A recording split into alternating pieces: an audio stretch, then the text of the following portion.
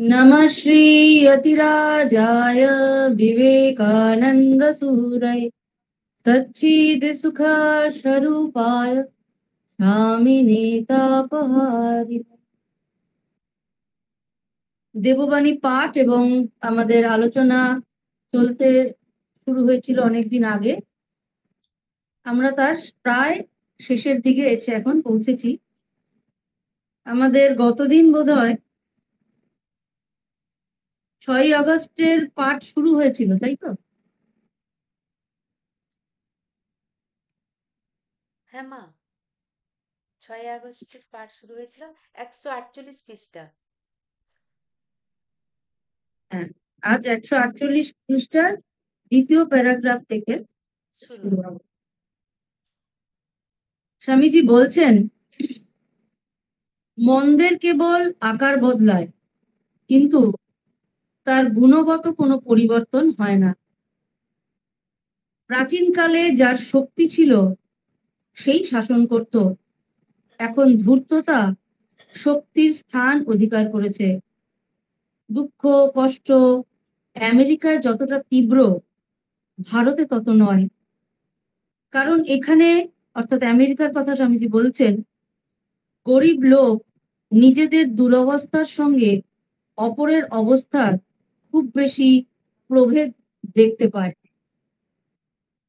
স্বামীজি বলছেন যে মন্দের কেবল আকার বদলায়, অর্থাৎ আমরা এখন কলিযুগে বাস করছি, আমরা বলি এই মন্দ সেই মন্দ, এটা সেটা বলে থাকি, কিন্তু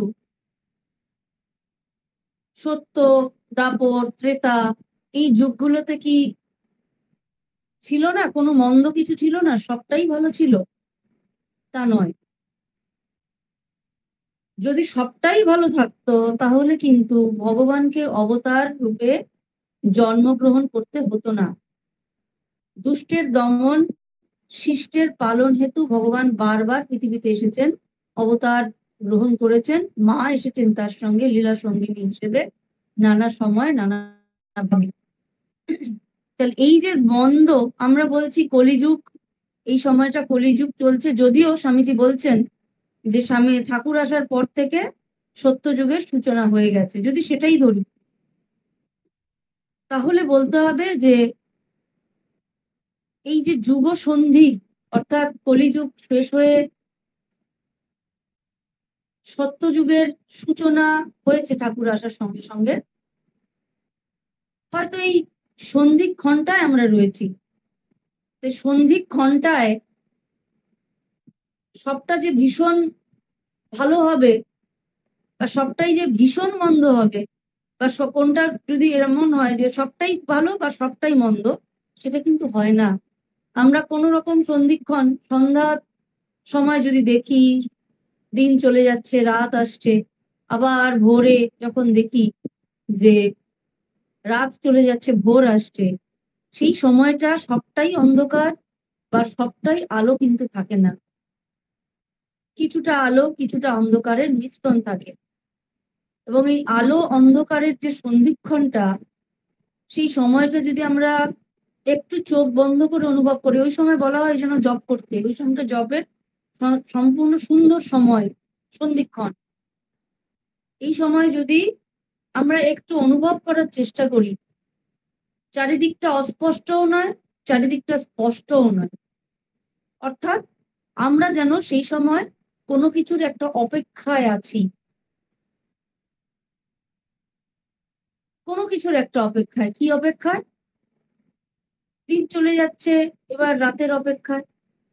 সারাদিন কর্মব্যস্ততায় কেটেছে, এই সন্ধ্যার হয়ে গেলে, সন্ধ্যারতির পর বা সন্ধ্যায় একটু নাম জপ করার পর, এরপর যে রাতটা আসবে, সেই রাতের সময়টা আমার একেবারে নিজের। এই সময়টা আমি সমস্ত রকমের কাজকর্ম সেরে আমি এই সময়টা একটু নিজের জন্য, আমার নিজের আরাধ্যর কাছে আমি একটু বসবো, একটু তার সাথে মনের কথা বলবো। এই ভাবটা, এটা যেন আমরা, মায়েদের দেখা যায় যে সন্ধ্যাবেলাটা সমস্ত সমস্ত কাজকর্ম সেরে টেরে এই সন্ধ্যাবেলাটায় একটা সুন্দর পুজো টুজো দেওয়া হলো, সন্ধ্যারতি করে টরে। এখন কতটা দেখা যায় আমি জানি না, কারণ এখন বেশিরভাগ মায়েরাই তো চাকরিরত। সন্ধ্যাবেলা আমি আগে দেখতাম, আমরা যখন ছোট্টবেলায় দেখেছি, মা এদের দেখেছি, দিদাদের দেখেছি, সন্ধ্যাবেলা সব পুজো টুজো করে টোরে সন্ধ্যা আরতি হয়ে গেল। এইবার তার নিজের জন্য একটু সময়, সেই সময়টা সে ভাগবত পাঠ করছে, গীতা পাঠ করছে, অথবা মহাভারত রামায়ণ পাঠ করছে নিজের মতো, বা পাঠ শুনতে যাচ্ছে নিজের সময়, ওই অপেক্ষা করে আছে। সারাদিন কর্মব্যস্ততা, আবার সকালেও তাই, ভোরবেলাও যখন ভোর রাত শেষ হচ্ছে, ভোর হবে, নতুন একটা দিন শুরু হবে, নতুন দিনটায় আমরা আবার নতুন করে ঈশ্বরের সাধনায় আরো বেশি করে মগ্ন হতে পারবো কিনা, এক হাতে সংসার আরেক হাতে ঈশ্বর চিন্তা, দুটো একসাথে করবো কিনা, সেই প্রচেষ্টার আশায় যেন বসে আছে। এই যে হচ্ছে সন্ধিক্ষণ কথা। এবার স্বামীজি যেটা বলছেন যে মন্দের কেবল আকার বদলায়, কিন্তু তার গুণগত কোনো পরিবর্তন হয় না। সত্য, ত্রেতা, দাপর যেই যুগই আমি দেখি না কেন, সেইখানে যারা মন্দ ছিল তারা এই যুগেও মন্দ আছে। এই যুগটাকে আমরা সন্ধিক্ষণ বলতে পারি। একটা নতুন যুগের সূচনা হচ্ছে। বেশি দিন হয়নি, ঠাকুর এসছেন, মায়ের শরীর চলে গেছে 1920। বেশি দিনের ঘটনা নয়। তাহলে এটা সন্ধিক্ষণের মধ্যে রয়েছি।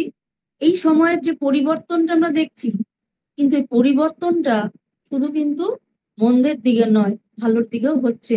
কিন্তু মন্দের যেটা বলছেন, মন্দের গুণগত পরিবর্তন হয়। সেই সময় যদি আমরা চিন্তা করি, একটা বিষয় ভাবতে হবে, সেই সময় ভগবান এসেছেন, দুষ্টকে দমন করেছেন। অর্থাৎ একদল ছিল ভালোর দলে, একদল ছিল মন্দের দল। একদল ঈশ্বরের কথায় চলছে, আরেক দল একেবারে ঈশ্বর বিরোধিতা করে নিজের প্রতিষ্ঠায় করছে। এইভাবে চলছে এই যুগগুলোতে।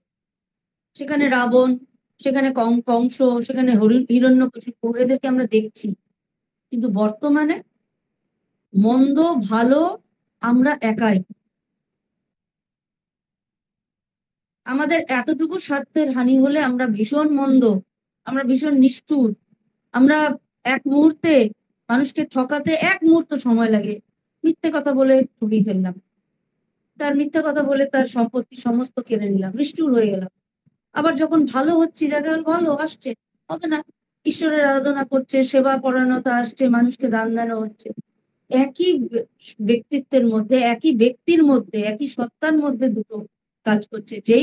সেই কারণেই কিন্তু এই সময়টা আরো বেশি কঠিন। এই কারণেই ঠাকুর এসেছিলেন, মা এসেছিলেন।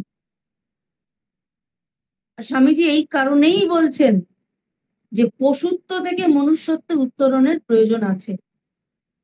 আমরা কিন্তু পশুত্বে আছি, মনুষ্যত্বে উত্তরিত হওয়ার চেষ্টা করছি, দেবত্ব অনেক দূরের কথা। এইটাই বলছেন স্বামীজি। এরপর বলছেন, প্রাচীনকালে যার শক্তি ছিল সেই শাসন করত, অর্থাৎ ক্ষত্রিয়রা করতো, আমরা জানি রাজারা করত। তারপর বলছেন, এখন ধূর্ততা শক্তি স্থান অধিকার করেছে। সেই সময় দেহবল, আর এখন হচ্ছে ধূর্ততার বল, সেই নিয়ে শাসন করার একটা প্রবণতা চলছে। সেই সময় ধনুক, তীর ধনুক, তরোয়াল, ঢাল, এইসব নিয়ে যুদ্ধ হচ্ছে। ব্রহ্মাস্ত্র ছুটছে, শক্তিশালী ছুটছে, এই এত বিশাল বিশাল সব তরোয়াল দিয়ে ঘচাঘচ এর মাথা কেটে ফেলছে, তার পেটে ঢুকিয়ে ফেলছে, ইত্যাদি ইত্যাদি আসছে। এখন কিন্তু বুদ্ধি অস্ত্র, সে বুদ্ধি অস্ত্রটাকে কেউ ভালো কাজে ব্যবহার করছে, কেউ মন্দ কাজে। এই যে ধূর্ততা বলছেন স্বামীজি, এখন ধূর্ততা দিয়ে পুরো সমাজের ওপর শাসন করার একটা প্রবণতা শুরু হয়ে গেছে। আমরা জানি আমাদের দেশ প্রায় 500 বছর পরাধীন ছিল। 200 বছর ব্রিটিশ, তার আগে মোগল, তার আগে পাঠান, তার আগে পর্তুগিজ, ফরাসি, এরকম করে করে প্রায় ধরতে গেলে 500 বছর। 200 বছর তো শুধু ব্রিটিশরাই ছিল।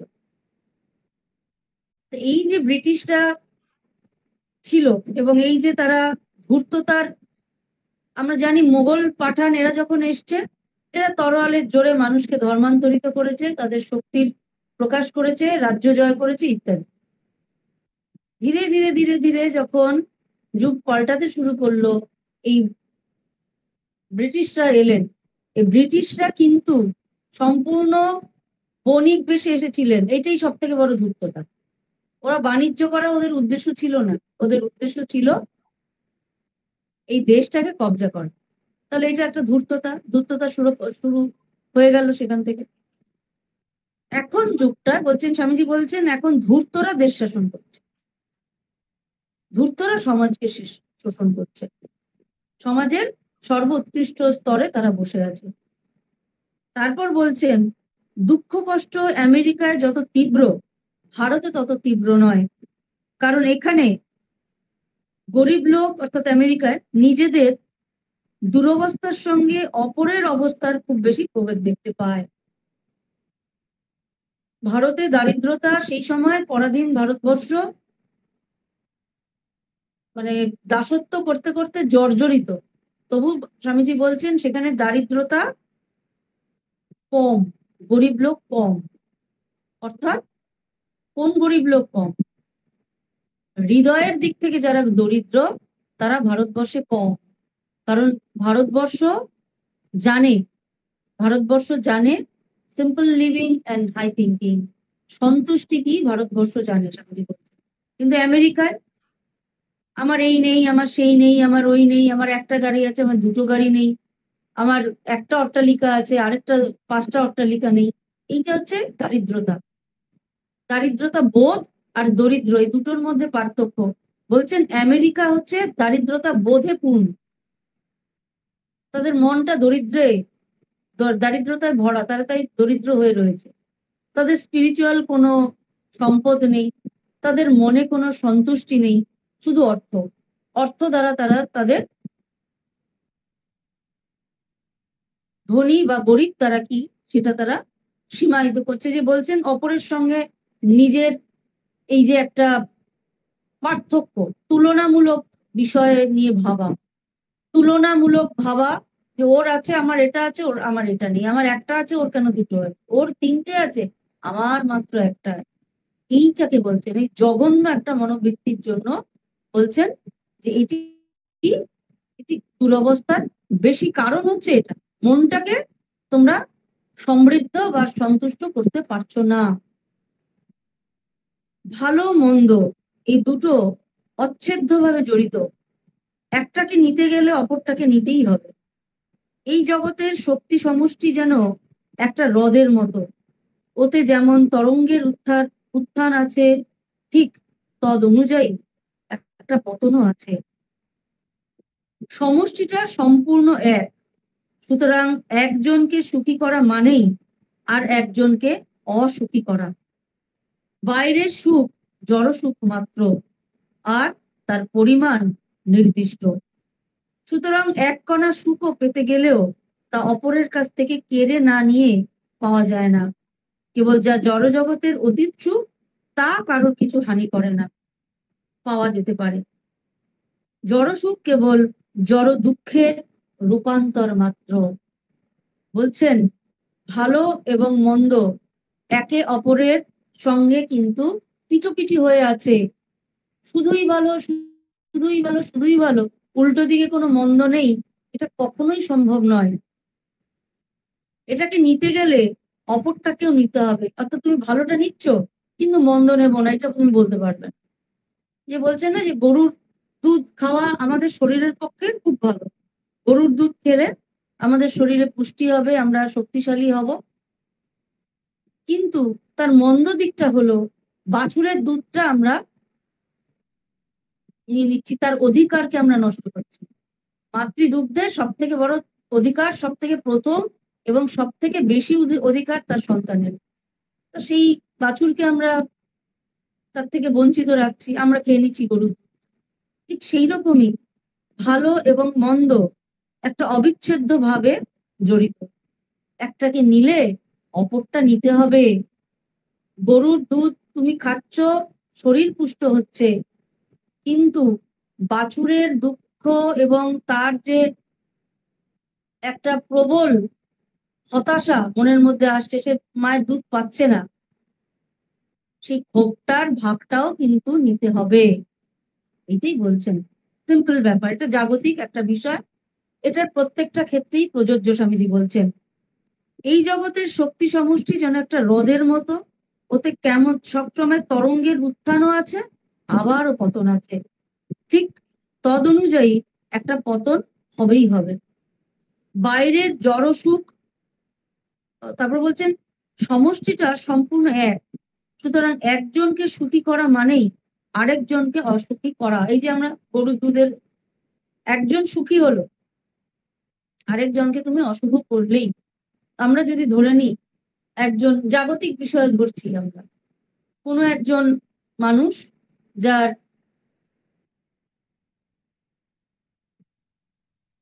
আর্থিক অনটন প্রবল, এতটাই অনটন সে খেতে পারছে না, তার খাওয়া দাওয়া জুটছে না, না খেয়ে দিনের পর দিন অর্ধাহারে তাকে কাটাতে হচ্ছে। আমার মনে হলো তাকে সাহায্য করা দরকার, আমরা সাহায্যের জন্য এগিয়ে গেলাম, তাকে সাহায্য করলাম, তাকে অর্থ দিলাম, তাকে হয়তো বাসস্থান একটা তৈরি করে দিলাম, তাকে বস্ত্র দেওয়া হলো, এবং তার খাদ্যের যোগানটাও দিয়ে দেওয়া হলো, যে তোমাকে আর বাবু কিছু করতে হবে না, তোমাকে আমি খাদ্যের যোগানটা দিয়ে যাব।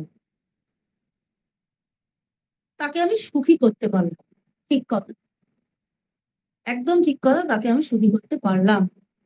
কিন্তু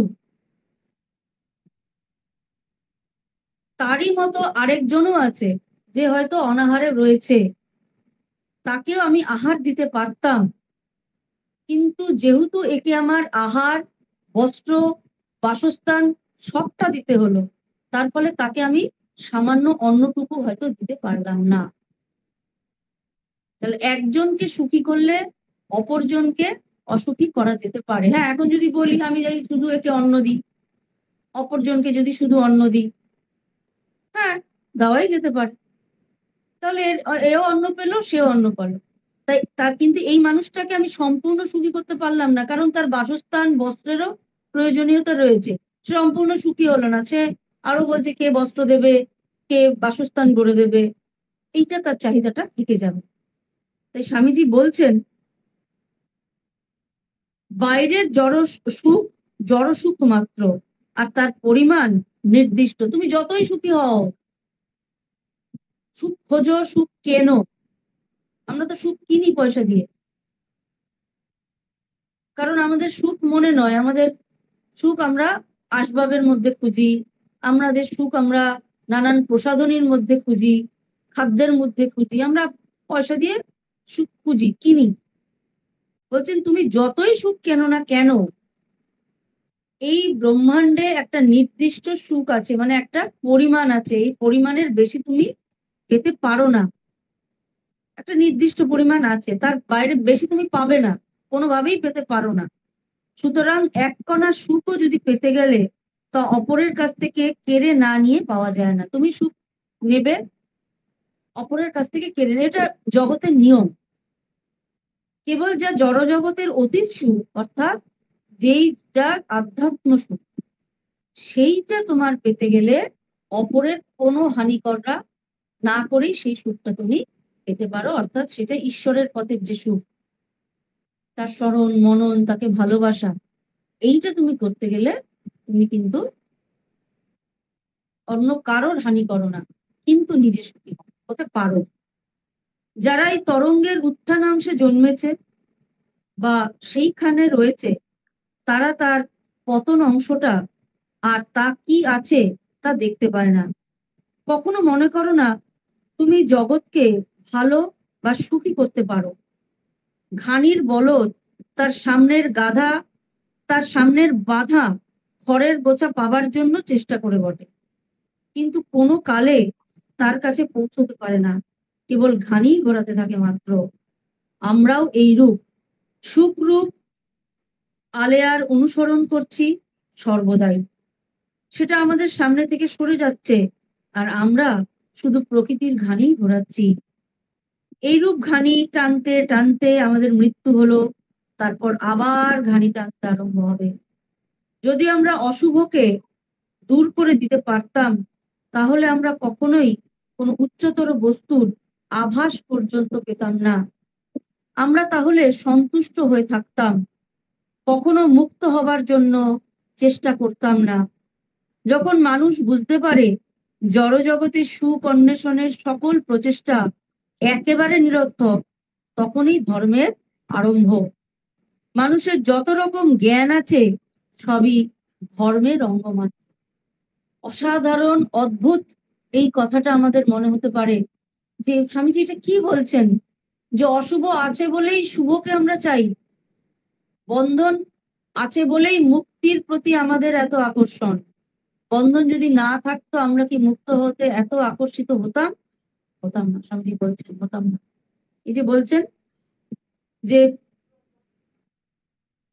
উত্থান পতন চলেছে জগতে, কখনো একটা ভালো স্রোত আসছে, কখনো মন্দ স্রোত আসছে, কখনো খুব শুভের একটা স্রোত এলো, কখনো আবার একটা প্রচন্ড অশুভ সময়ের স্রোত এলো, এইভাবে চলেছে।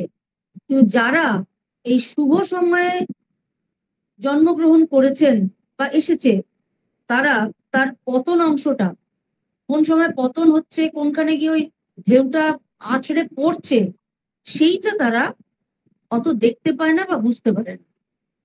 কখনো মনে করো না তুমি জগৎকে ভালো বা সুখী করতে পারো। তুমি চেষ্টা করে যাচ্ছ, নানান জিনিস দিয়ে চেষ্টা করে দিচ্ছ, নিজেকে সুখী করার চেষ্টা করছো, নিজের জনদের সুখী করার চেষ্টা করছো। স্বামীজি এক জায়গায় বলছেন না যে কাউকে সুখী করতে যেও না, জগতে তুমি কাউকে সুখী করতে পারো না, সম্ভবই নয়। তাই বলছেন যে জগৎকে কখনো তুমি ভালো বা সুখী করতে পারো না। ঘানির বলদ তার সামনের বাঁধা খড়ের গোছা পাওয়ার জন্য যেমন সারাদিন হাঁটছে, যে একটু এগোলেই আমি এই খড়টা খেতে পারবো, একটু এগোলেই খড়টা, কিন্তু বেসিক্যালি খেতে পারবে না সে। তাকে ওই খড়ের লোভ দেখিয়ে ঘানিটা টানিয়ে নেওয়া হচ্ছে। আমরাও তাই। এটা হলে আমি ভীষণ সুখী হব, ওটা হলে আমরা ভীষণ সুখী হব, এটা পেয়ে গেলে আমার আর কোনো দুঃখ থাকবে না। এইটা আমরা সারা জীবন মনে, সারা জীবন ধরে এই তো এইটা পেয়ে গেলাম আমি ভীষণ সুখী, ওই তো ওটা পেয়ে গেলাম, এত বড় একটা চাকরি পেলাম যার জন্য এত কষ্ট করে সারা জীবন, এই তো তুমি মাধ্যমিকটা ভীষণ ভালো করে পাশ করো, ব্যাস। মায়েরা বলে সন্তানদের মাধ্যমিকের জন্য একেবারে জীবন লড়িয়ে দিয়ে আমরা একটা দুর্দান্ত রেজাল্ট হলো, এই তো এই রেজাল্টটা নিয়ে এবার তুমি উচ্চ মাধ্যমিকে যাও, উচ্চ মাধ্যমিকে তারপরে জয়েন্ট আছে, এই আছে, তুমি যাচ্ছ একদম দিনরাত এক করে পড়াশোনা করে ফেললাম, একটা দুর্দান্ত র্যাঙ্ক হলো জয়েন্ট, সেখানে আমি হয় মেডিকেলে না হলে ইঞ্জিনিয়ারিং তে চান্স পেলাম, এই তো তুমি পুরোর কল। এইটা হলে তুমি খুব ভালো হবে, এইটা হলে তুমি ভীষণ ভালো হয়ে যাবে, এই তোমার এইটাই জীবন, এইটা করো, তুমি ভীষণ অর্থবান হয়ে যাবে। চলছে চলেছে যবে থেকে নার্সারিতে প্রথম স্কুলে পাওয়া দাওয়া থেকে শুরু হলো, এইটা হলো, তুমি পেয়ে যাবে। আচ্ছা, সে মেডিকেলে চান্স পেলো বা ইঞ্জিনিয়ারিং তে চান্স পেলো বা একটা কোনো উচ্চ কোনো জায়গায় উকিল হলো বা কিছু হলো, টিচার হলো, এই তো তুমি এবার এইটা ভালো করে পড়ো, দুর্দান্ত র্যাঙ্কে যাও, তাহলেই তুমি তোমার সেই যে এতদিনের প্রচেষ্টার এবং এতদিনের আশার একটা চাকরি, যে বিশাল টাকার একটা মায়না তুমি পাবে, সেইরকম একটা চাকরি তুমি পেয়ে যাবে। বেশ, সেটাও হলো। তারপর বিশাল মাইনের একটা চাকরি পাওয়া গেল, তারপর তারপর ওটা দিয়ে তুমি তোমার পরিবারটাকে সুন্দর করে সাজাও, তারপর তুমি সেটাকে, এইটা হয়ে গেলেই তুমি ভীষণ সুখী হবে। এরপর তোমার বিবাহ হলো, বিবাহ একটা খুব ভালো মেয়ে বিয়ে হলেই ব্যাস, তুমি সব থেকে সুখী হয়ে যাবে জগতের মধ্যে। আবার দুটো সন্তানাদি হওয়ার পর এই দেখো, এই এই দুটো হয়ে গেলেই তুমি ভীষণ সুখ পাচ্ছ, এগোচ্ছ এগোচ্ছ, সুখের যে সীমাটা কিন্তু বড় হয়ে যাচ্ছে, গোলটা কিন্তু দূরে সরে সরে যাচ্ছে। জগৎটা তাই সামনে উঠছে। এই তো ছেলে মেয়ে দুটো ভালো স্কুলে যদি ভর্তি হয়ে যায়, নিশ্চিন্ত, এইবার আমি একদম সুখী, আর আমার কোনো চিন্তা নেই। এবার তারা যখন স্কুলে ভর্তি করলো, হলো, এবার তারা ভবিষ্যতে কি হবে, তাদের কেরিয়ারটা কি হবে, সেই নিয়ে বাবা মার চিন্তা শুরু হয়ে গেল। সুখ কোথায় গেল? সুখ কিন্তু সেই অধরা। স্বামীজি বলছেন যে ঘানির বলদের মতো ওই যে খড়ের গাদাটার পেছনে আমরা ছুটছি। আমরাও এই সুখরূপ আলেয়ার পেছনে অনুসরণ করতে করতে সামনের দিকে এগোচ্ছি, কিন্তু শুধু ঘানি ঘোরানোটাই সার হচ্ছে। ঘানি টানতে টানতে একদিন আমাদের সেই সুখটা পাওয়া হলো না, কিন্তু একদিন আমাদের মৃত্যু হলো। কারণ আমাদের প্যারামিটারটা আমরা সেট করি না। প্যারামিটারের সেট কখনো হয় না এইটা এইটা হলে হয়ে যাবে, এটা হলে হয়ে যাবে। মৃত্যু হলো, তারপর বলছেন স্বামীজি তারপর আবার ঘানি টানা আরম্ভ হবে। মৃত্যুর পর সেই কর্মফল নিয়ে হয়তো আবার আমাকে ফিরে আসতে হবে, ফিরে এসে আবার আরেকটা জন্ম, আবার সেই ঘানি ঘোরানো। সেই যে চির আকাঙ্ক্ষিত যে সুখ, সেই সুখ জাগতিক ঘানি টেনে সেই সুখ হওয়া সম্ভব নয়। যদি আমরা অশুভকে দূর করে দিতে পারতাম, তাহলে আমরা কখনোই কোনো উচ্চতর বস্তুর আভাস পেতাম না। এইবার বলছেন কথা যে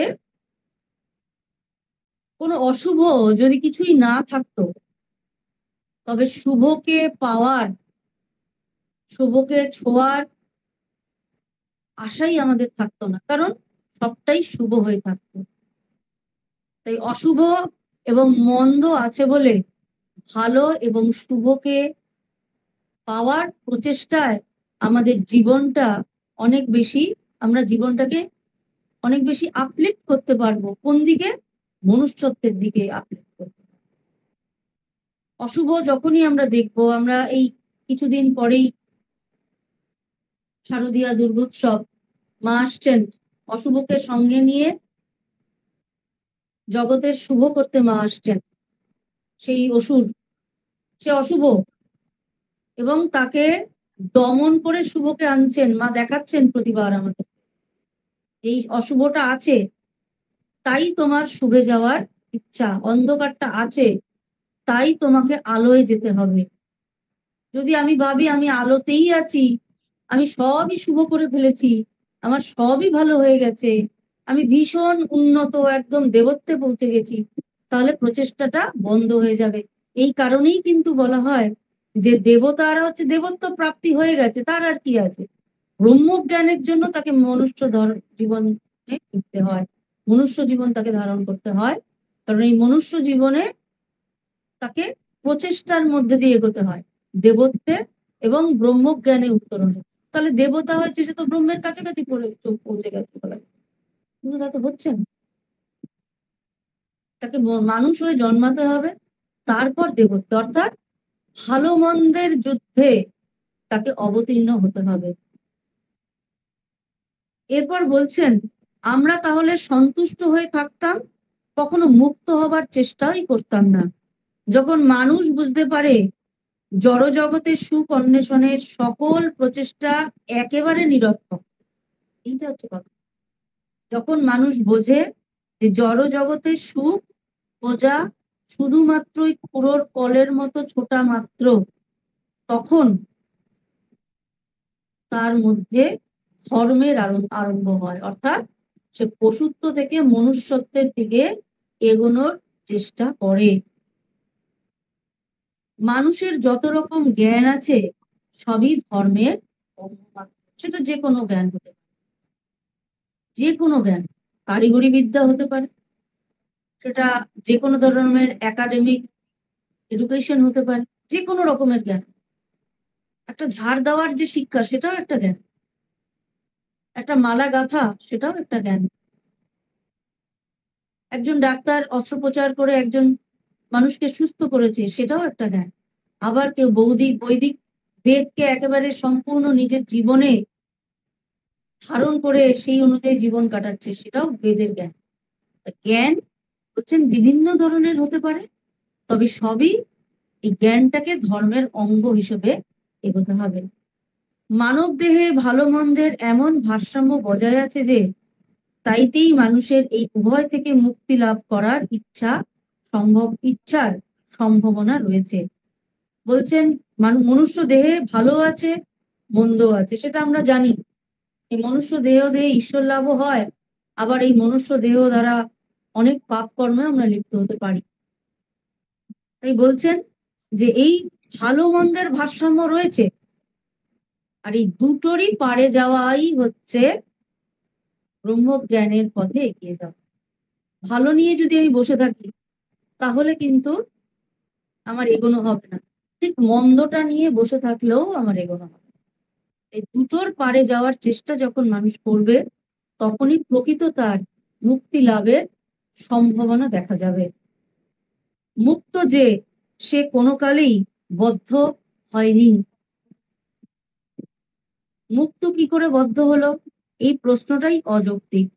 যেখানে কোনো বন্ধন নেই সেখানে কার্যকারণ ভাবও নেই। স্বপ্নে আমি একটা শিয়াল হয়েছিলাম আর একটা কুকুর আমায় তাড়া করেছিল। এখন আমি কি করে প্রশ্ন করতে পারি যে কুকুর কেন আমায় তাড়া করেছিল? শিয়ালটার স্বপ্নের একটা অংশ আর কুকুরটাও ওই সঙ্গে আপন হইতেই এসে জুটলো, কিন্তু দুই স্বপ্ন, বাইরে এদের স্বতন্ত্র কোনো অস্তিত্ব নেই। আমরা যাতে এই বন্ধনের বাইরে যেতে পারি, বিজ্ঞান ও ধর্ম দুই আমাদের সে বিষয়ে সাহায্য করতে চেষ্টা করছে। তবে ধর্ম বিজ্ঞানের চেয়ে প্রাচীন, আর আমাদের এই কুসংস্কার রয়েছে যে ধর্ম বিজ্ঞানের চেয়ে পবিত্র। এক হিসেবে পবিত্রও বটে, কারণ ধর্মনীতি বা চরিত্রকে তার একটি অত্যাবশ্যক অঙ্গ বলে মনে করে, কিন্তু বিজ্ঞান তা করে না। বলছেন মুক্ত যে সে কখনো বদ্ধ হতে পারে না। মনুষ্য জন্ম যারা পেয়েছি আমরা প্রত্যেকেই মুক্ত। স্বামীজি বলছেন পোটেনশিয়ালি ডিভাইন,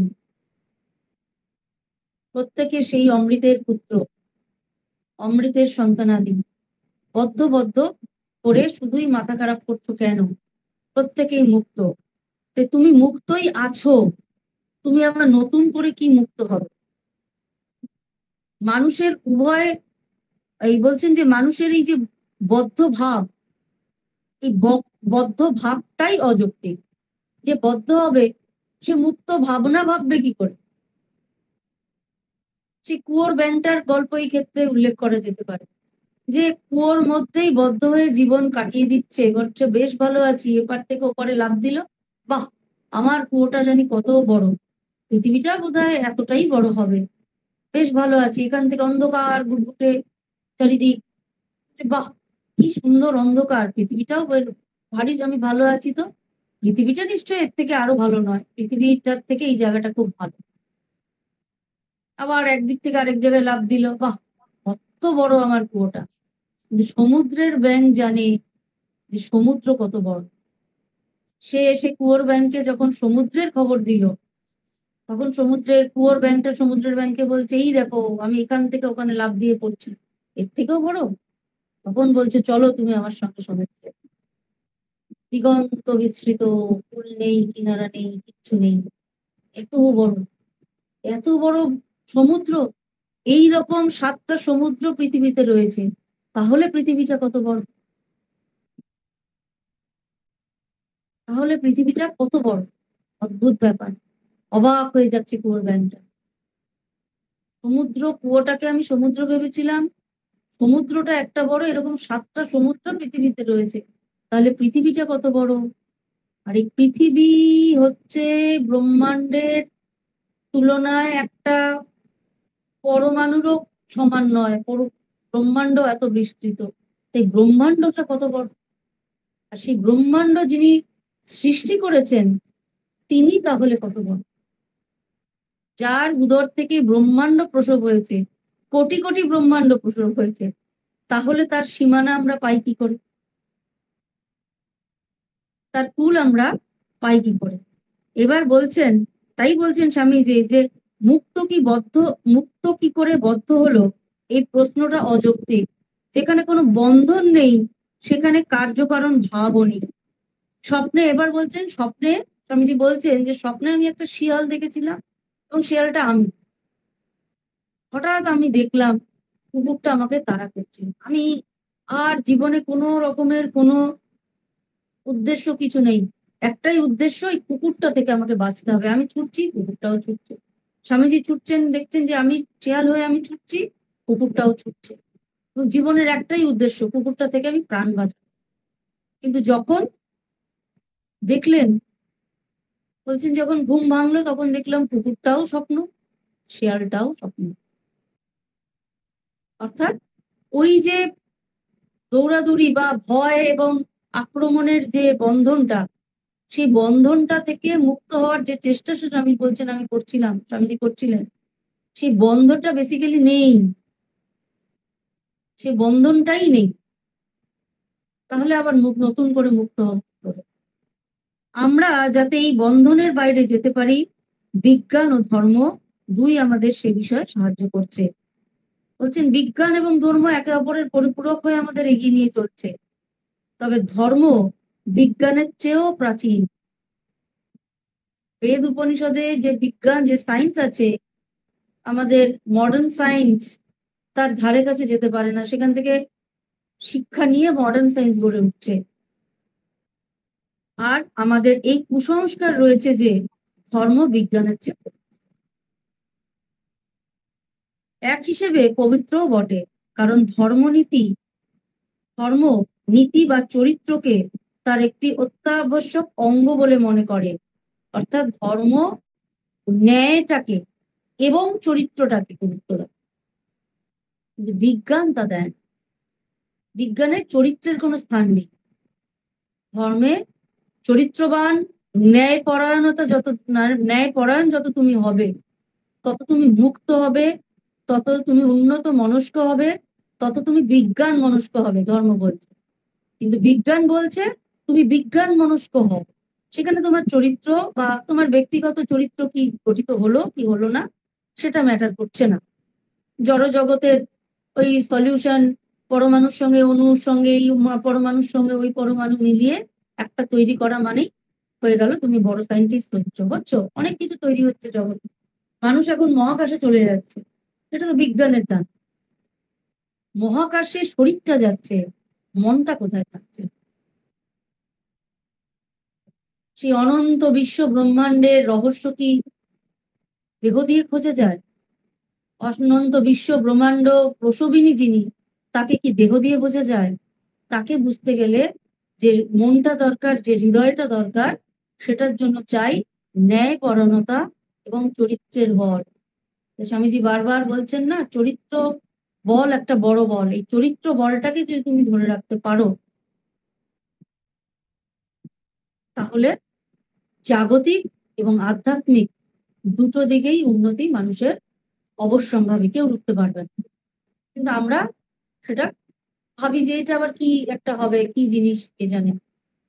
হ্যাঁ, চরিত্র দুর্দান্ত, আমি তো ভালোই আছি, আমি চুরি করি না, আমি মানুষকে ঠকাই না, তাতেই কি আমার চরিত্র হয়ে গেল? না। চরিত্র বিষয়ে স্বামীজি কি বলছেন সেটি অন্য সময় অন্য বিষয় নিয়ে আলোচনা করা যাবে। এখন এই বিষয়টা আমাদের চলছে। পবিত্র আত্মারা ধন্য, কারণ তারা ঈশ্বরকে দর্শন করবেন। যদি সব শাস্ত্র এবং সব অবতার লুপ্ত হয়ে যায়, তথাপি এই একটি মাত্র বাক্য সমগ্র মানব জাতিকে রক্ষা করবে। পবিত্র আত্মা, পবিত্র আত্মা এই শব্দটির কথা স্বামীজি বলছেন যে তারা ধন্য, তারা ঈশ্বরকে দর্শন করবে। যদি সব শাস্ত্র লুপ্ত হয়ে যায়, তথাপি এই একটি মাত্র বাক্য সমগ্র মানব জাতিকে রক্ষা করবে। অন্তরের এই পবিত্রতা থেকেই ঈশ্বর দর্শন হবে। সমগ্র বিশ্ব সঙ্গীতে এই পবিত্রতাই ধ্বনিত হচ্ছে। পবিত্রতায় কোনো বন্ধন নেই। পবিত্রতা দ্বারা অজ্ঞানের আবরণ দূর করে দাও, তাহলেই আমাদের যথার্থ স্বরূপ প্রকাশ হবে। আর আমরা জানতে পারবো আমরা কোন কালে, আমরা জানতে পারবো আমরা কোনো কালে বদ্ধ হই নাই। নানাত্ব দর্শনই জগতের মধ্যে সবচেয়ে বড় পাপ। সবকিছুকেই আত্মরূপে দর্শন করো, সকলকেই ভালোবাসো, ভেদভাব সব একেবারে দূর করে দাও। স্বামীজি বলছেন পবিত্রতার বলে মানে পবিত্র চরিত্রের, যত তুমি পবিত্র হবে তত তোমার চরিত্র বল বাড়বে এবং এর দ্বারাই ঈশ্বর লাভ সম্ভব হবে। ভেদাভেদ, উঁচু নিচু, দরিদ্র ধনী, ব্রাহ্মণ ক্ষত্রিয় বা ব্রাহ্মণ শূদ্র, শিক্ষিত অশিক্ষিত, এই ভাবটাকে সম্পূর্ণ স্বামীজি করতে বলছেন। তারপর বলছেন ভালোবাসার কথা, নিঃস্বার্থপর ভালোবাসা, যেই ভালোবাসায় এতটুকু স্বার্থগন্ধ থাকবে না। এইভাবে ভেদাভেদ ভুলে ভালোবাসতে বলছেন। এই ভেদাভেদ যতক্ষণ থাকবে ততক্ষণ মনের পবিত্রতা আসা সম্ভব নয়। মানুষ রূপে ভালোবাসো, শিব জ্ঞানে জীবকে ভালোবাসো, এই কথাটা সর্বোপরি স্বামীজি বলতে চাইছেন। শিব জ্ঞানে জীবকে প্রেম করো। তিনি শিব, তুমি তাকে জীব হিসেবে, জীব রূপে দেখছো, কিন্তু তার অন্তরে রয়েছে শিব। সেইভাবে তাকে ভালোবাসো, তার দুঃখ বোঝো। যার অর্থ নেই, যার অন্ন নেই, তাকে অন্ন দান করা দরকার। যার বিদ্যা নেই, শিক্ষা নেই, তাকে বিদ্যা শিক্ষারও দরকার, শিক্ষা দান করা দরকার। যার আধ্যাত্মিকতা নেই, তাকে আধ্যাত্মিকতা দান করা দরকার। যার ধর্ম নেই, তাকে ধর্ম দান করা দরকার। আর যার সর্বোপরি, যার জীবনে কোনো আদর্শ নেই, তাকে আদর্শ দরকার, দান করাটা প্রয়োজন। এখন বলা যেতে পারে আদর্শ কি করে দান করা যায়? আদর্শ দান করা যায়, আমাদের যে মহাপুরুষগণ রয়েছেন, আমাদের এই ভারতবর্ষ আধ্যাত্মিকতার দেশ, তাদের জীবনী পড়লে, তাদের সম্পর্কে জানলে নিশ্চয়ই সেই পবিত্রতা আমরা আমাদের চরিত্রে ধারণ করতে পারবো। আর স্বামীজি তো রয়েছেন, স্বামীজিকে দিনরাত পড়তে হবে, স্বামীজিকে দিনরাত জানার চেষ্টা করতে হবে। তাহলেই প্রকৃতপক্ষে কিন্তু এই ভেদভাব দূর হবে এবং নিষ্কলুষ একটা মন, একটা আধ্যাত্ম চর্চার একটা চরিত্র আমরা তৈরি করতে পারবো। আজকে এই পর্যন্ত। যদি তোমাদের কারো কোনো প্রশ্ন থাকে করতে পারো। কারো কোনো প্রশ্ন আছে? মা ওই জাগতিক ও আধ্যাত্মিক উন্নতি কিভাবে, ওইখানটা যদি আরেকটু বলেন। জাগতিক ও আধ্যাত্মিক উন্নতি। জাগতিক উন্নতি এবং আধ্যাত্মিক উন্নতি, এই দুটো কিন্তু মানে বিশেষ দু রকমের কথা। জাগতিক উন্নতি বলতে বেসিক্যালি আগে আমরা কি বুঝি সেটা আমাদের একটু জানা দরকার। জাগতিক উন্নতি বলতে কি? শুধু নেসেসিটি, যা আমাদের জীবনে বেঁচে থাকার জন্য যা যা প্রয়োজন সেইটুকু যদি আমরা পাই, সেটা কি উন্নতি বলবো? নাকি আমাদের আরো চাই, বিলাসিতার জন্য যা যা দরকার, উন্নত, মানে কি বলবো, বর্তমানে যে কি বলছে এখন আজকাল, সেই খুব একটা রিচ একটা লাইফ লিড করার যে প্রবণতা, সেইটাকে উন্নতি বলবো? না যতটুকু নেসেসিটি ততটুকু হয়ে গেল, আমি এবার আনন্দে আছি, সেইটাকে? জাগতিক উন্নতিটা আগে আমাকে মানে বুঝতে হবে কোনটা আমার জাগতিক উন্নতি। আমি একটা 1 রুম ফ্ল্যাটে থাকি, আমার 2 রুম ফ্ল্যাট প্রয়োজন হলো, এবং 2 রুমের পর এবার আবার আহ, আহ, বিশাল বড় আমার পুরো ফ্ল্যাট বিল্ডিংটার একটা পোর্শন আমার প্রয়োজন, বা আমার 5 বেডরুম ফ্ল্যাট দরকার। সেইটা কি আমি জাগতিক উন্নতির প্যারামিটার হিসেবে ধরবো? নাকি আমি যেই জায়গায় আছি সেই জায়গায় ভালো আছি, আমাকে কোনো রকম অসৎ পথ অবলম্বন করতে হচ্ছে না, আমার খাদ্য বস্ত্র বাসস্থানের জন্য আমি সৎ পথে থেকে আমি সেটা চালাতে পারছি এবং ঈশ্বরের দিকে মন রাখতে পারছি, এইটা জাগতিক উন্নতি। সেইটা আগে ভাবতে হবে কোনটা জাগতিক উন্নতি আমরা বলছি। 5টা গাড়ি বাড়ির সামনে দাঁড়িয়ে আছে, অট্টালিকায় বাস করছি, সেইটা কি জাগতিক উন্নতির প্যারামিটার? ওটা কি গোল আমার, যে আমার 5টা গাড়ি বাড়ির সামনে দাঁড়িয়ে থাকবে, আমি ঘুরে বেড়াচ্ছি? আর নাকি মনের সন্তুষ্টিটা আমার জাগতিক উন্নতি? আর আধ্যাত্মিক উন্নতি যেটা, সেটা আধ্যাত্মিক উন্নতি হলো জপ, ধ্যান, স্মরণ, মনন, ঈশ্বরে মন, সৎ পথে থাকা, সত্যের পথে নিজেকে এগিয়ে নেওয়া চলা, এইটা হচ্ছে আধ্যাত্মিক উন্নতি। কোনটা আমরা মানে এইটাকে আধ্যাত্মিক উন্নতির পথটাই তো বলে দেওয়া হলো, কিন্তু জাগতিক উন্নতি সেইটা এক একজনের এক এক রকম। সেইটা তার নিজস্ব প্যারামিটার নিজেকে ঠিক করতে হবে, তারপর উন্নতির পথে সে হাঁটবে। তবে আমার জীবন চালানোর জন্য আমাকে যেন কোনো অসৎ পথ অবলম্বন করতে না হয়, আমি যেন সৎ পথে থেকে আমি আমার জীবন এবং আমার পরিবারকে এগিয়ে নিয়ে যেতে পারি, তাদেরকে ঠিকঠাক অন্ন বস্ত্র বাসস্থানের সঙ্গতি তাদেরকে করে দিতে পারি, এইটা হচ্ছে বিষয়। কেমন? হ্যাঁ মা, খুব সুন্দর করে বললেন, খুব ভালো লাগলো, বুঝতে পারলাম খুব সুন্দর করে। প্যারামিটারটা সেট করা প্রয়োজন। হ্যাঁ মা মা, বলছেন না যে সন্তোষের সমান ধন নেই। হ্যাঁ সন্তোষ, আমি কিসে সন্তুষ্ট হব সেই প্যারামিটারটাকে আমাকে ঠিক করতে হবে। জাগতিক যদি আধ্যাত্মিক দিক থেকে সন্তোষ যত কম থাকবে তত ভালো। আধ্যাত্মিক দিকে যদি আমি সন্তোষ হয়ে যাই, আমি আজকে 108 বার জপ করলাম, সন্তুষ্টি, বাহ, আর কিছু আমার দরকার নেই। আজকে আমি 1000 বার জপ করেছি, ব্যাস সন্তুষ্টি, আর আমি বাড়াবো না বাবা, আমি নিশ্চিন্ত। এইটা করলে হবে না। জাগতিক দিক থেকে তুমি সামান্যে যদি সন্তুষ্টি থাকতে পারো তাহলে জানবে ওটা একটা বড় লাভ তোমার। আর আধ্যাত্মিক দিক থেকে কখনো সন্তুষ্টি লাভ করবে না। যত ধ্যান জপ করবে সেটা যেন হলো না, আরো বাড়ানো দরকার। ওটাই আমি তৃপ্ত হলো না, আরো বাড়ানো দরকার, আরো তার দিকে আমার ছুটিয়ে চলা দরকার, আরো তাকে স্মরণ মনন করা দরকার। এইটা হচ্ছে ব্যাপার। সন্তুষ্টি জাগতিক দিকে অল্পে সন্তুষ্ট থাকা দরকার, আর আধ্যাত্মিক দিকে কখনো সন্তুষ্ট হবে না, কারণ সেটা সন্তুষ্ট হলে মুশকিল, আমরা আর এগোতে পারবো। ওটাই অসন্তুষ্টি থাকা দরকার, হলো না, আরো দরকার, আরো যেন যোগদান বাড়ানো দরকার, আরো যেন স্মরণ মনন দাঁড়ানো দরকার। কোথাও যেন গিয়ে আমার একটু ন্যায় পরায়ণতায় ভুল হয়ে যাচ্ছে, কোথাও গিয়ে যেন আমি একটু অন্যায়ের দিকে হেলে পড়ছি, কোথাও যেন আমি অসৎ পথ অবলম্বন করে ফেলছি, সঙ্গে সঙ্গে নিজেকে টেনে ধরা। এই অসন্তুষ্টিটা আধ্যাত্মিক দিকে থাকা দরকার, আর সন্তুষ্টিটা জাগতিক দিকে থাকা দরকার। জাগতিক দিকে। হ্যাঁ মা, এত ভালো লাগলো, খুব সুন্দর করে, একদম এত সুন্দর করে বললেন, খুব ভালো লাগলো মা, বুঝতে পারলাম ব্যাপারটা।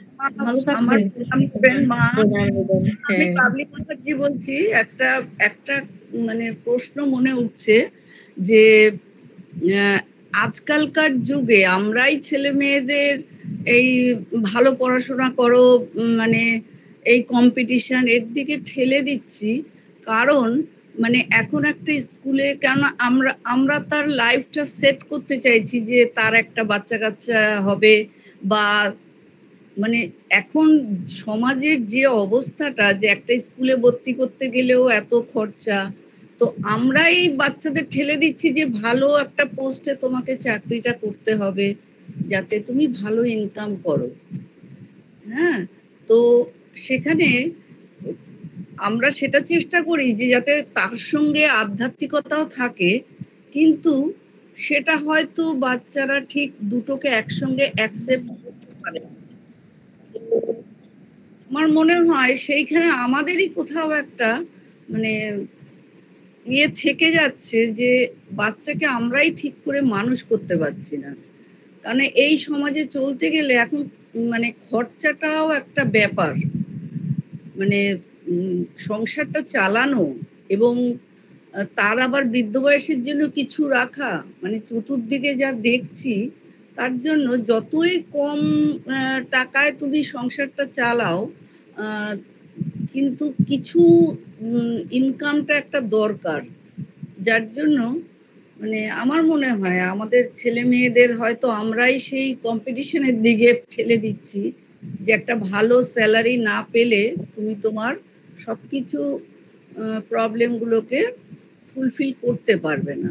এইটা আমার মনে আচ্ছা, হয়। আমাকে একটা প্রশ্নের উত্তর দাও, যেটা আমি অনেকে করি। হ্যাঁ, বলুন। তোমরা তাদের, ভালো কথা, সে একটা ভালো স্যালারি না হলে সে একটা স্ট্যান্ডার্ড লাইফ লিড করতে পারবে না সমাজে, এখন যেটা পরিস্থিতি দাঁড়িয়েছে। হ্যাঁ রামচন্দ্র যখন জন্মেছিলেন তার বাবা তাকে রাজা করার জন্য যত রকমের শিক্ষা দেওয়ার প্রয়োজন সেই শিক্ষাটা তাদের দিচ্ছেন।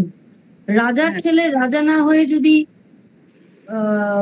ব্যবসায়ী হয় বা ফকির হয় বা একেবারে অপদার্থ হয়, সেটা তো রাজা চাইবে না। রাজা চাইবে তার সিটটা যেন তার ছেলেরা গ্রহণ করতে পারে, তার জায়গাটা সেটা নিতে পারে এবং রাজার মতো করে তাকে তৈরি করতে হবে।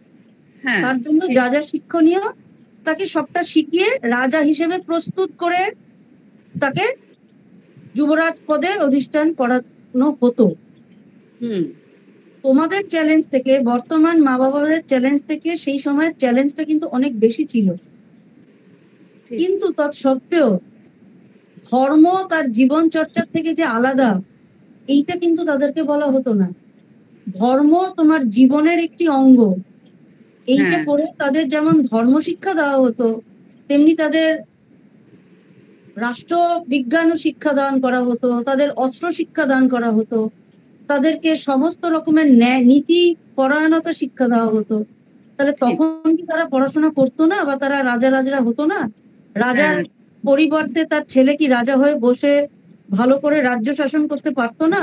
পারতো তো। পারতো তাহলে কিন্তু বর্তমানে কেন শুধুমাত্র একাডেমিক কোয়ালিফিকেশনটাই প্রয়োজন, ধর্মের চর্চার প্রয়োজন নেই? শুধুমাত্র তুমি চাকরি পাওয়ার শিক্ষা পাও, জীবনটা বাঁচার শিক্ষাটা কোথায় চলে গেল? হ্যাঁ জীবনটা কি করে বাঁচতে হবে, জীবনটা যাপনের শিক্ষাটা কোথায় চলে গেল? সেখানে হারিয়ে যাচ্ছে কেন? সেটার কি ঠিকই প্রয়োজন নেই? শুধু অর্থ হ্যাঁ দিয়ে জীবনযাপন করা যায়, অর্থ দিয়ে সুখ কেনা যায়, শান্তি কেনা যায় না, সন্তুষ্টি কেনা যায় না, ঠিক কথা আত্মতুষ্টি কেনা যায় না, আত্মসন্তুষ্টি কখনো পয়সা দিয়ে কিনতে পারবে না। একটা সময় বিশাল পোস্টে থেকে একজন রিটায়ার করলো, চরম হতাশা, চরম অসন্তুষ্টি। কেন? কেন চরম হতাশা, কেন চরম অসন্তুষ্টি? কারণ সারা জীবনে জাগতিক সম্পদ সে অনেক জমিয়ে ফেলেছে ব্যাংক অ্যাকাউন্টে, স্পিরিচুয়াল অ্যাকাউন্টটা কিন্তু ফাঁকা। মাতাজি তাহলে আমার আমার কথা বলছি, আমার দুটি সন্তান, একটি মেয়ে একটি ছেলে। আর ছোট থেকেই আমি ধ্যান জপ করি এবং ঠাকুরের বই ওদের পাঠ করিয়েছি। কি মানে অদ্ভুত, আমার মেয়েটি ক্লাস 8-এ স্বামী রঙ্গনাথানন্দজির কাছে দীক্ষা নিলেন ক্লাস 8-এ। আর ছেলেটি সে মানে এদিক থেকে অনেক দূরে থাকে, কিছুতেই এটা আমি তাকে বিশ্বাস করাতে পারি না। সেটা কারণ কি তার একটা বিশ্বাস হয়েছে স্কুল কলেজে গিয়ে, হ্যাঁ ধর্ম চর্চা করলে জাগতিক উন্নতি হবে না, ওগুলো করে কোনো লাভ নেই, ওগুলো করে শুধুই মাত্র সময় নষ্ট, ওটা বয়সকালে বুড়ো মানুষটা করে। তার এই ধারণাটি হয়েছে এবং এই আচ্ছা, ধারণাটি দেওয়ার জন্য আমরা দায়ী। হ্যাঁ ওগুলো যখন হবে তখন সময়ও বুড়ো, রিটায়ারমেন্টের পর ওইসব ধর্ম টর্ম চর্চা হবে কেন? এখন আমি শুধুমাত্র কেরিয়ার তৈরি করব। করো, কেউ কেরিয়ারের একান্ত প্রয়োজন আছে, অর্থের প্রয়োজন আছে, সেটাই কিন্তু তো তার সেটাই সঙ্গে জীবন যাপনের শিক্ষাটা কোথায় গেল? হয়ে গেল। একদম ঠিক, একদম ঠিক। এইটা তো চরম আমরা হতাশা, চরম ডিপ্রেশন, চরম একটা নিষ্ঠুরতা, চরম স্বার্থপরতা তাদের চরিত্রের মধ্যে এসে দানা বাঁধছে এবং পরে সে মানুষের পর্যায়ে আর নিজেকে রাখতে পারছে না। খুব কোনো সত্যি কথা। কুকুর বিড়াল সুইসাইড করে না, মানুষ সুইসাইড করে। আমি এক এক কোনো সময় কুকুর বিড়ালের ধর্মচর্চা করে না, মানুষ কিন্তু ধর্মচর্চা করে। তাহলে কি এটা কি প্রারব্ধ? মানে আমি সেটাই ভাবি, আমার দুটি সন্তান দুরকম কি করে হলো? একই শিক্ষা পেয়ে তারা বড় হয়েছে। একই শিক্ষা, ছেলেদের পরিবেশটা একটু আলাদা থাকে, মেয়েদের পরিবেশটা একটু আলাদা থাকে। দীক্ষা পেয়েও আমরা আমাদের জীবনগুলো সাংঘাতিক কিছু দেখাতে পারি না কিন্তু। দীক্ষা পেয়েও আমরা আমাদের জীবনগুলো সাংঘাতিক কিছু দেখাতে পারি না। হ্যাঁ যার সেটাও একটা ফলটা এটা। হ্যাঁ ধর্ম চর্চা করলে সময় নষ্ট, সেই সময় আমি একটুখানি অন্য কিছু পড়াশোনা করব। ধর্ম যে জীবনের একান্ত প্রয়োজনীয়, আধ্যাত্মিকতা যে একান্ত প্রয়োজনীয়, সেই বোধটা সরে যাচ্ছে বলেই আজ এই পরিস্থিতি। অর্থ আসছে। এটা সত্যি, খুব সত্যি। আর আমাদের সময় স্কুলে একটা তাও ক্লাস হতো যে কি সাবজেক্টটা বলতো ওটা যে মানে নৈতিক জ্ঞান থাকার ওই যে একটা সাবজেক্ট ভ্যালু ছিল, এডুকেশন হতো, ভ্যালু এডুকেশনের ক্লাস, নীতি এখন আর পরায়ণতা ইত্যাদি। স্কুলগুলোতে এ সমস্ত কিচ্ছু নেই। মানে আমি তো স্বামীজির এই কথাটা সবসময় মনে হয় যে আমাদের পশ্চিমবঙ্গে মানে এইটা যে কেন শুরু করে না, কিন্তু আমাদের সাধারণের কথা কে শুনবে, কোন শুনবে, এটাই হয়ে গেছে যে একটু ধর্মীয় কিছু করবে না। তবে যেটা ভ্যালু এডুকেশন বা জীবন যাপনের যে শিক্ষাটা, হ্যাঁ সেটা সেটা আমাদের দেওয়া প্রয়োজন ছোট থেকেই, মানে একেবারে ছোটবেলা থেকে তাদেরকে জীবন যাপনের শিক্ষা। যে দেখো বাবা, তুমি যদি ভালো গিটার শেখো, ভালো গিটার বাজাতে পারবে। তুমি যদি ভালো সাঁতার শেখো, তুমি ভালো সাঁতার করতে পারবে। তুমি যদি ভালো পড়াশোনা করো, তুমি ভালো চাকরি পাবে। তুমি যদি ভালো করে আধ্যাত্মিক চর্চা করো, তাহলে তুমি জীবনটাকে সুন্দর করে বাঁচতে পারো। এই বোধটা ওদের থেকে হবে। সেটা গিটার শিক্ষা আছে, সাঁতার শিক্ষা আছে, ক্যারাটে শিক্ষা আছে, একাডেমিক পড়াশোনা, ফিজিক্স, কেমিস্ট্রি, বায়োলজি আছে। আধ্যাত্মিক শিক্ষাটা নেই কেন? যেটা হচ্ছে না বলেই কিন্তু আজকাল এই ডিপ্রেশন, এই যুব সমাজের একটা সাংঘাতিক রকমের ধস নেমে যাওয়া তাদের নৈতিকতার দিক থেকে, তার জন্য আমরা দায়ী। ঠিক, খুব সত্যি, খুবই খারাপ লাগে যে কেন হচ্ছে না, সেটাই মানে নিজের খুবই খারাপ লাগে, কেন বোঝাতে পারলাম না।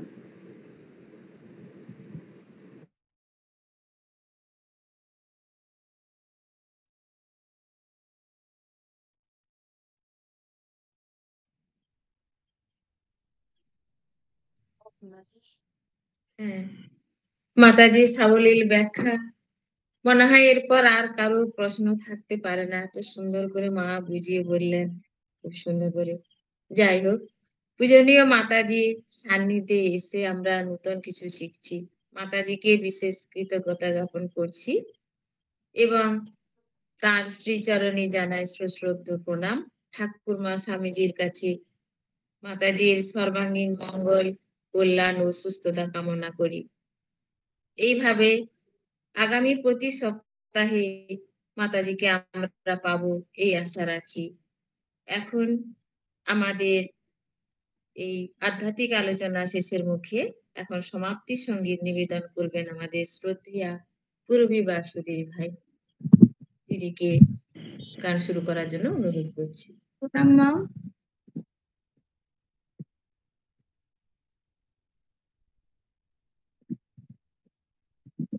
শ্রী শ্রী ঠাকুর মা স্বামীজি মহারাজ গুরুদেবের শ্রীচরণে অনন্ত প্রণাম জানাই। উপস্থিত সমস্ত মাতাজি শ্রীচরণে, শ্রদ্ধেয়া মাতাজি শ্রীচরণে শ্রদ্ধা ভক্তিপূর্ণ প্রণাম জানাই। উপস্থিত সমস্ত রামকৃষ্ণ ভক্ত মন্ডলীকে শ্রদ্ধা, নমস্কার, ভালোবাসা জানিয়ে আমি স্বামীজির একটি গান নিবেদন করার চেষ্টা করছি। জয় বিবেকানন্দ,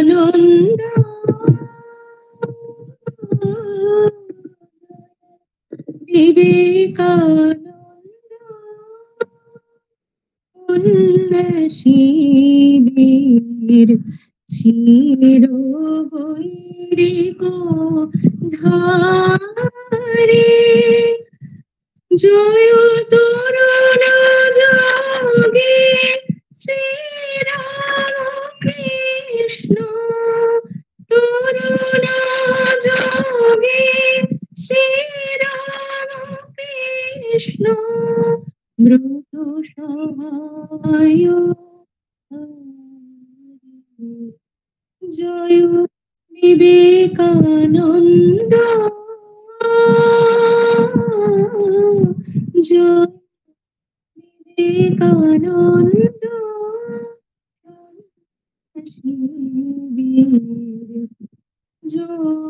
যোগভূতিরে হোম শিখা সম, তুমি তেজস্বী তাপস পরম, যোগভূতিরে হোম শিখা সম, তুমি তেজস্বী তাপ ভারতরিন্দম নমো বিশ্বমাধবী হারি জয় তরুণ যোগে শ্রীরাম কৃষ্ণ ব্রত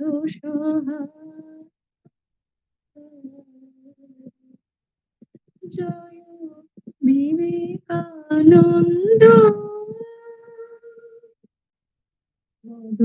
গর্বিত বলদর্পিত দেশে মহাভারতের বাণী শোনায় বিজয়ী ঘুচাইলে স্বদেশে অপযশ জানি নব ভারতে আনিলে তুমি নববেদ মুছে দিলে যাতে ধর্মের ভেদ ভারতে আনিলে তুমি নববেদ মুছে দিলে যাতে ধর্মের ভেদ জীবে ঈশ্বরে অভেদ জানাইলে চারি জয় তরুণ যোগে শ্রীরাম কৃষ্ণ তরুণ যোগে শ্রীরাম কৃষ্ণ ব্রত সহায় জয় বিবেকানন্দ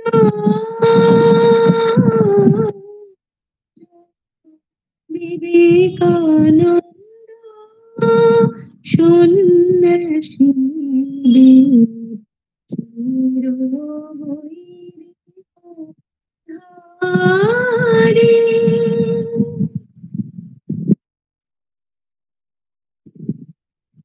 প্রণাম নেবেন মা।